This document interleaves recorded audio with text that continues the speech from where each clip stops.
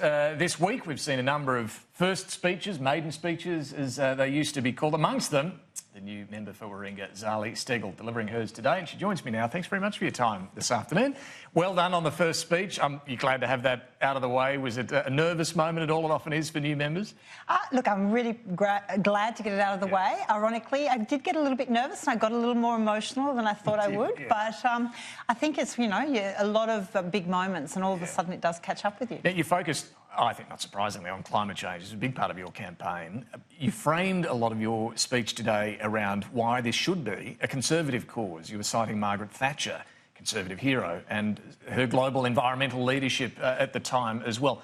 Why should climate change be something Conservatives get on board with? Well, I think it's something that it should be bipartisan. It is all of our future, and it's something that impacts all of us. And I think we really want to see everyone come together to find the solution, rather than be such a political football and so divisive. I think the Australian people are quite tired of that and want us all to be the adults in the room and come up with a solution. But the Conservative thinking here, here and around the world, we've often seen the Conservative side of politics balk at taking strong action on climate change, worried about the impact it will have on the economy. Why do you think there should be a different approach? But ironically, I think that's where it's gone so wrong, because it's actually, if we are looking at reducing debt, and I think at the end of the day, the greatest intergenerational debt we are going to leave, which is completely against any kind of liberal and conservative policy and ideology, is an environmental debt, which is something we should be avoiding at all costs. But not everyone agrees. They doubt whether it is going to be as bad as some have suggested. But again, 98% of the experts tell you it is. Do we really, when our kids are sick, do we go to the 2% and say, well, I'm not too sure I'm going to follow that advice, let me find that extreme other advice and avoid it?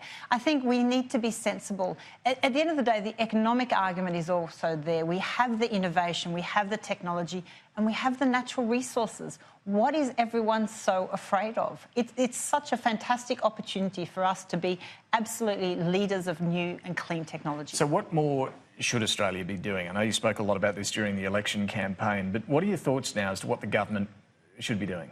Well, as I said in my speech, I would really like to see this Morrison government lead the way, come up with a plan to decarbonise our economy across all the sectors, because there's a lot of sectors we need to talk about. It's not just about energy, by 2050, so that we have a plan, so industry and the markets and business can know how to plan ahead, what's coming. And I think that's entirely possible. I think the Prime Minister has that opportunity. The question is, will he be brave enough to take it? But if you're talking right across different sectors, not just energy, transport, we saw the sort of lines Scott Morrison and others ran on electric cars during the election campaign. How realistic is it, do you think, he'll want to decarbonise sectors like transport? Well, but then at the same time, you see half his ministers and a lot of the members of his party are supporting EVs privately. They drive them. I think we see NRMA is rolling out fast chargers across networks across Australia. Ironically, in Queensland, we have the leading technology when it comes to fast chargers. So we have the technology, we have the potential. We really just have to look at the opportunities. Well, during the election campaign, you had some scrutiny as well on your own private efforts to reduce your carbon footprint. Where are you at with solar panels on your roof and driving an electric car and those sort of things? Funny you should ask. Ironically, I was halfway through getting solar panels when the election came up, and I felt it would look too opportunistic if I was to do it in the middle of the contest. So I put it on hold, but in light of the criticism, I went ahead. So that's all on and done. How's that working out? It's working great, I must say. My power bills are down. And ironically, I did forget that I was already paying the premium to have 100% renewable on my electricity bill, so it's not like I wasn't conscious. As far as an EV, I'm making inquiries and we'll be looking at getting an electric car. I'm trying to drive down to Canberra as often as possible rather than flying. So I do take that criticism on board. And I, by no means, claim to be the one with the least footprint. But I do think, as I said in my speech, we all have the power to make a difference, one person at a time. And so I take that responsibility, and I hear the criticism and will take as much action as I can. And the threat that is posed by climate change, you did seem to indicate this was the greatest threat, this climate emergency, as you've put it. Is it a greater threat in a security sense than some of the other things we often think of, terrorism and so on? Well, when we had the Defence Forces, the head of security services, come out and say we have a serious problem ahead. The amount of people that will be displaced by climate change will be serious. And in our region, we have a lot of low-lying Pacific countries. But isn't that over a long time, perhaps? Well, again, but we're not talking about an overnight solution. I'm talking about decarbonising by 2050. All the scientists say this has been a slowly growing problem and it will take a slowly growing solution.